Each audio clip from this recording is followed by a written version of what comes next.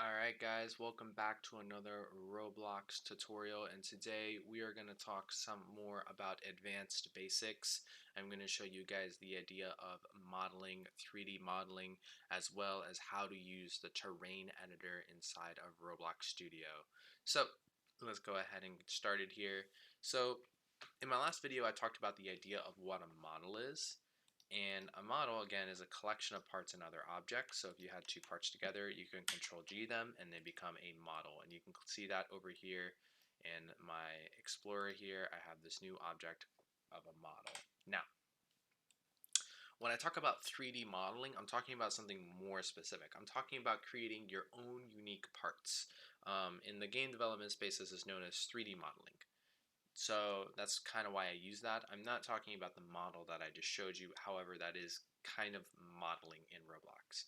But I will use from now on maybe a more clear vocabulary, which would be using the union tool, the negate tool, and the separate tool to create your own unique 3D parts, right? So let's go ahead and look at what that is.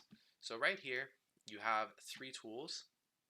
They are union, negate, and separate. The union tool, as it says here, is going to merge or fuse two parts together into a single part, and the control shortcut is Control-Shift-G. Negate is going to do, it's going to make a negative part. I don't know why it's not showing up here. It doesn't like me. Okay, but this will make a negative part, which can subtract volume or matter from another part. And then separate separates two parts that were previously fused together using the union tool. Let's go ahead and look at an example. So I'm going to go ahead and create some parts here. And actually, I'll just create two parts for now. I'm going to go ahead and scale this one out and scale this one up. So let's say I want to make the letter T, right? Upside down T, I guess, in this case. So I'm going to move this right about to here. And traditionally, you could group these two parts together into a model, and then you would have the letter T. However, this right now, keep in mind, a model is a collection. You have two parts here. The difference between unioning two parts together in a model is that when I union here, watch, I'm going to click the union tool, it actually is going to fuse these two things into a unique part. And we call this unique part a union. Now it's going to look the exact same, but if I ungroup the model, you'll see it's its own separate part here. Look at this, it's very own separate part here, and there's my T. And this is just one object, and that's what it means to union something together. It means to fuse it into two specific parts. And if union fuses two parts, separate is going to take a union and unfuse it, essentially. So as you can see, when I click separate, it separates it back into its own component parts. So that's how you can create your own unique 3D parts. So let's go ahead and create one of my favorite things to do here, which is a wall and then have a window. So I'm going to go ahead and create my wall here and make it red, and then I'm going to, actually, let's make it brown.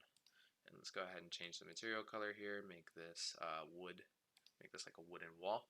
Okay, and then I'm going to create the window piece. So I'll make the window piece this color so I can see it better. I duplicated this part using Control D. That's how I created this, and then just change the color. Now I'm going to come up here, come down here, kind of size out my window, make it about that big. All right, I'm going to go ahead and rotate my camera here and scroll this out, scroll this out. Now, let's go ahead and look at how this works. So, in order to subtract volume, you need to use the negate tool, but the negate tool by itself doesn't know what to subtract volume from. What do I mean by that? Let's say I have multiple walls all stored out throughout Roblox like this. The negate tool doesn't understand that when I click this and I click negate that it needs to subtract from this specific part. You have to specify this. So how are you going to do this? First, you're going to click the negate tool, and that's going to make this into a negative part. And you'll see right over here, I have negative part listed here. After it's been made into a negative part, you can then hold Control, click the other part here, and click Union. And that's how you specify which part you want to delete from. And that's how you use the negate tool. And as you can see here, I have my very own special wall here with a nice little window slot in it. And this is the idea of creating your own unique 3D parts and manipulating them. So that's it for just some 3D, as I would call it, 3D modeling concepts. If you want to get more advanced, you would have to use a software called Blender or Maya, or there's a whole bunch of other ones out there, but I digress. Anyways, the next topic I just want to cover in this video very briefly is going to be the terrain editor. So the terrain editor allows you to create terrain, and it's super useful because terrain is made up of primarily voxels, I believe. A voxel is just like a little box, but essentially it's much easier for Roblox to render terrain than it is parts and mesh parts. And that's why terrain is so nice to use. So to create some terrain, it's pretty simple. You would just use these buttons here, and essentially does exactly what the button says. So if I want to add terrain, I can add terrain. I have some settings here, like I want it to snap to a voxel. I can have it ignore water. I can have it ignore parts, which I won't have now. I can change the size here. I can specify the pivot point. So right now, this is not ignoring parts. I guess it is. Here we go. Now it wouldn't ignore parts, but the pivot here is in the center. So I'm always going to draw in the center. If I went to bottom, it goes up. So now the pivot point's on the bottom. And then if I click down, now the pivot point's on the top.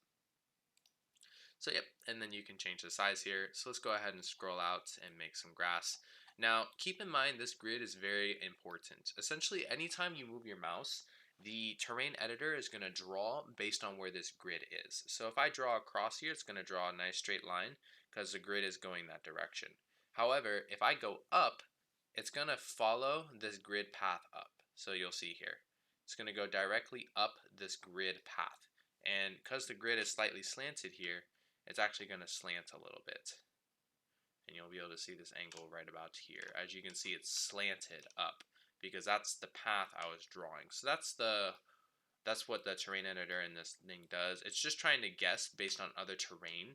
That's what this grid does. And I think there are some settings you can configure the grid with, but essentially the grid's just trying to do its best guess.